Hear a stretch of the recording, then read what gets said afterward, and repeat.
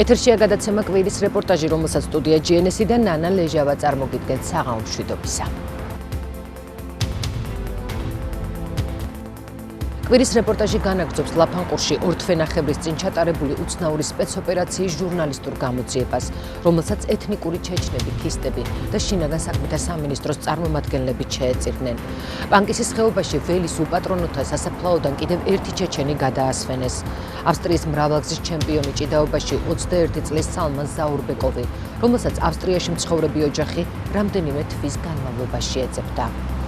გარდაცვლილის დედა გვიანბობს, რომ შვილის კვალის მოსაძებნად საქართველოში ჯერ კიდევ ივნისში ჩამოვიდა და ამტკიცებს, რომ ამ დროის განმავლობაში მის შვილს ქართველი სამართალდამცველები ფარულად წვრთნიდნენ.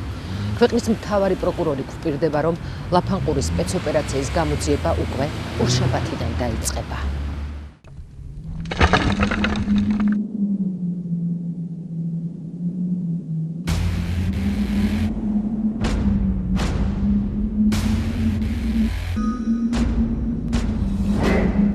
ამ ფოტოებზე ლაფანყურში დაღუპულის 21 წლის სალამ ზაურბეკოვის დუისის სასაფლაოზე გადმოსვენებაა აღბეჭდილი.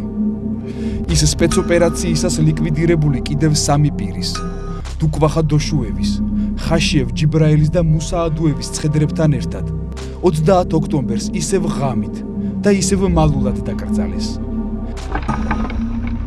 ცხედრების დღისით გადმოსვენების და გლოვის შესაძლებლობა სალამ ზაურბეკოვის дедას და პანკისელებს ძალოვანმა უწყებებმა ისევ არ მისცეს. Когда солнце садится, в это время, по-моему, чуть раньше. Поехали, вырыли, привезли и 2 часа ночи захоронили. Почему ночью? Опять же журналисты, власть, что их никого не спросил, мы привезли, боялись власти или огласки, я откуда знаю. თავისუფალ ჭიდაობაში ავსტრიის 7 გზის ჩემპიონს 21 წლის სალამ ზაურბეკოვს მშობლები 2012 წლის 22 მარტის შემდეგ ეძებდნენ. სახლიდან გასვლისას მან დაიბარა, რომ სავარჯიშოდ მიდიოდა. Как обычно, у него четверг в неделю 2-3 раза тренировки бывают. В этот день у меня выходной был. Он сказал: мама, я сегодня должен пораньше, 3 часа. Обычно у него 6 часов начинаются эти тренировки, или в 5. А почему ты сегодня рано? Я так спросила, он сказал: сегодня у нас пробежка, он должен, у него намечали соревнования перед этим. Он должен был 2 килограмма скинуть, поэтому он вечно занимается, тренируется больше, чем обычно, когда перед тренировками, перед соревнованиями. Он хотел скинуть 2 килограмма, вот так он объяснил. Он идет сегодня раньше 2 часа. Так, 3 часа ушел в спортивную сумку, как обычно спортивной. То, что он брал с собой на тренировки. Легкая спортивная сумка, 3 килограмма, что ли. Так вышел и не вернулся 22 марта. შვილის გაუჩინარებიდან მალევე ოჯახმა ავსტრიის პოლიციას მიმართა. პარალელურად სალამს ჩეჩნეთში წეწებდნენ, თუმცა ძიებამ შედეგი არ გამოიღო. მოგვიანებით მათ საქმეზე დანიშნულმა გამომძიებელმა ურჩია, რომ ზაურბეკოვებს შვილი საქართველოში მოეძებნათ.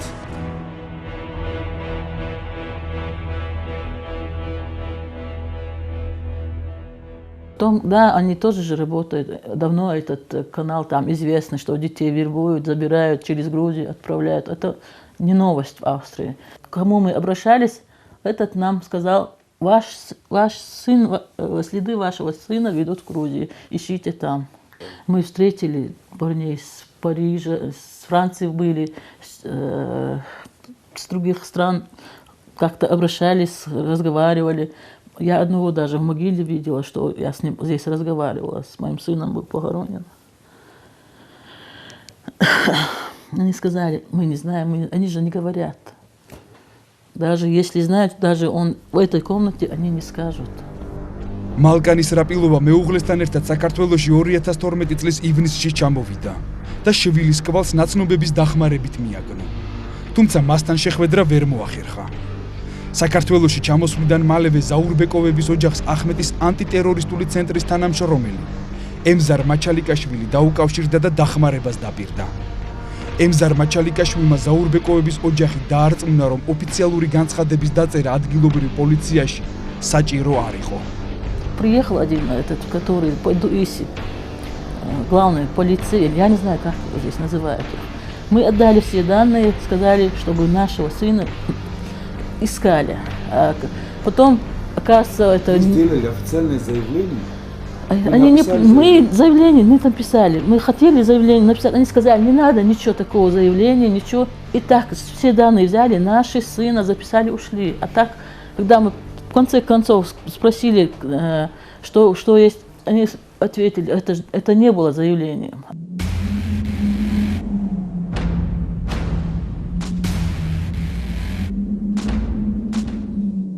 მალკანის რაპილოვა საქართველოში მეორედ შვილის სალამ ზაურბეკოვის გარდაცვალების შესახებ შეტყობინების მიღების შემდეგ ჩამოვიდა. ამბობს, რომ ის და მისი მეუღლე ცხედრების გადაცემის შესახებ მოლაპარაკებებზე თბილისში კონსტიტუციური უსაფრთხოების დეპარტამენტის შენობასთან დადიოდნენ. თუმცა ქართველი სამართალდამცავები ცხედრების ადგილსამყოფელის გამხელას მხოლოდ ავსტრიის ხელისუფლების ჩარევის და ინფორმაციის გახმაურების შიშით დათანხმდნენ. ცხედრების ამოსაცნობად ოჯახის წევრები გვიან ღამით წაიყვანეს. მალკან ისრაპილოვა ეჭვობს, რომ ველის უპატრონოთა სასაფლაოზე კიდევ რამდენიმე დაღუპული მებრძოლის საფლავია. Показали место, где они заняты. Просто была поляна ровная, просто натопчена, когда грязь, дождливую погоду, что ли, их закапывали. Следы были, и какой-то кустик там стоял, где начинается эта траншея, где их похоронено. Нас сказали, мы привезли, по обычаям их захоронили. Вот когда нам разрешили их открывать могилу, первый труп, сказали, что он мой сын.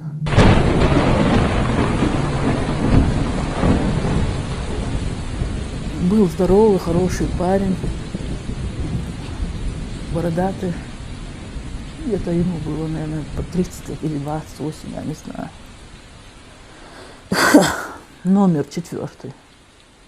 На трупе, на ногах было большой скотчу номер. Прикреплено 4. Когда мы открыли его лицо, я сказала, это не мой сын. Нет, это ваш сын. Нет, не мой сын. И уже я и муж, мы хорошо знаем своего сына в лицо. А остальные не могут знать, только по фотографиям.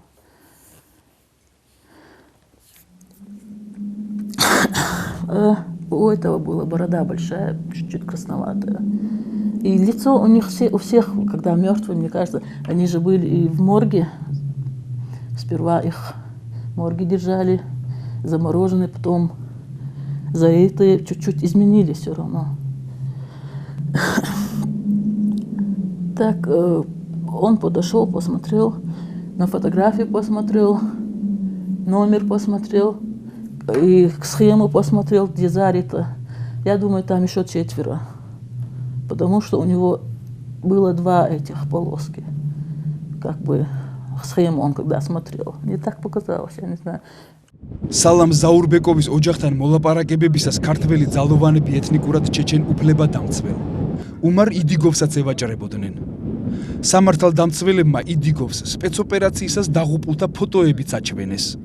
საიდანაც უმარმა სტუდია GNS-ის მიერ გამოქვეყნებულ ფოტოებზე აღბეჭდილიდან 2 ამოიცნო.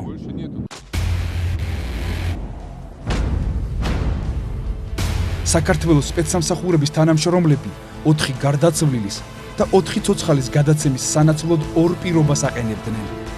უფლებადამცველის მიერ ადრე გაკეთებული განცხადებების უარყოფას და ყველაფრის ბიძინა ივანიშვილისთვის გადაბრალებას. Они говорят, что у нас еще 4 убитых. Такой же след вот здесь тоже.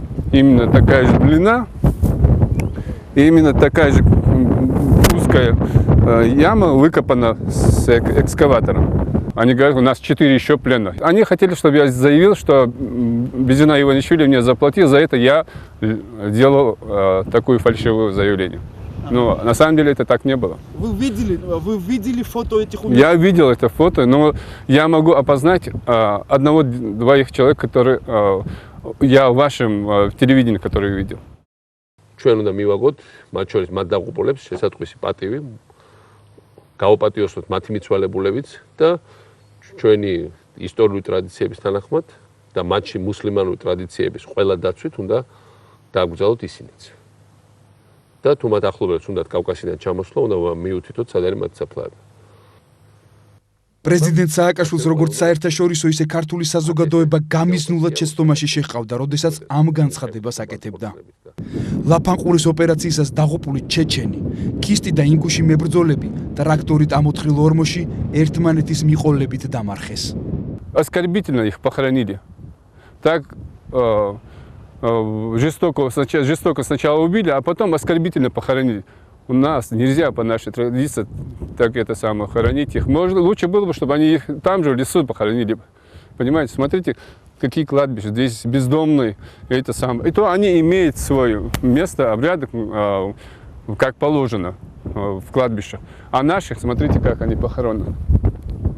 С экскаватором 9 метров выкопали и закопали.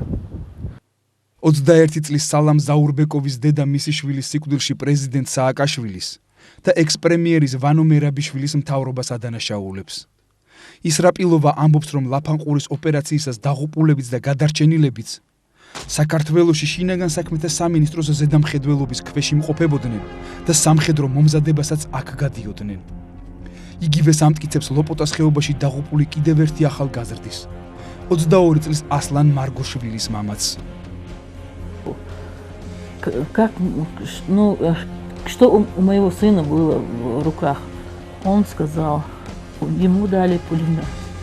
Понимаете вы? Как он может стрелять из пулемета? Мне тоже было интересно. Он сказал, а он как, учился или нет, с пулемета он еще не стрелял. Просто учили не мы, учили стрелять из пистолета. Куда-то ехали, или ездили, или в лесу, что-то такое. Просто с пистолета учили их стрелять хорошо. Их учили здесь, в Грузии? Да.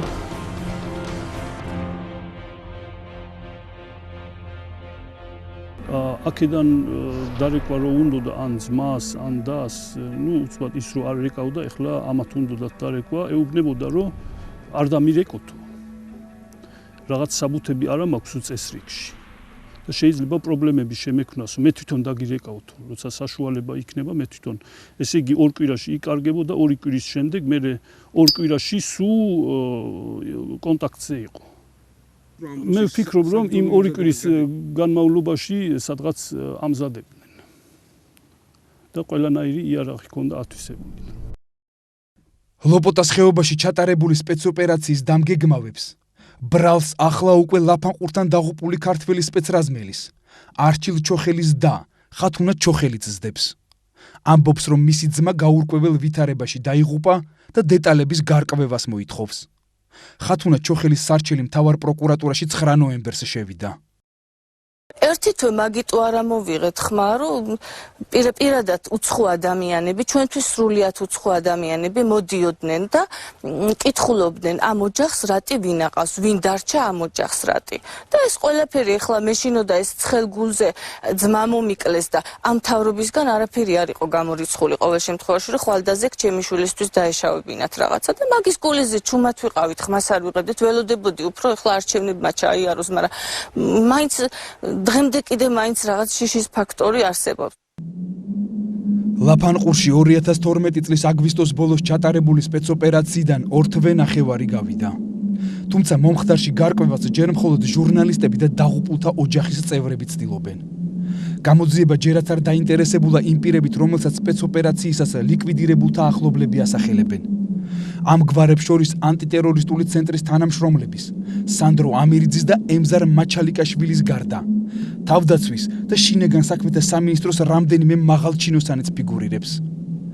მათ შორის უკვე დაპატიმრებული ბაჩუ ახალაია, თავდაცვის მინისტრის ყოფილი მოადგილე დათა ახალაია და შინაგან საქმეთა მინისტრის ყოფილი მოადგილე გიორგი ლორთქიფანიძე.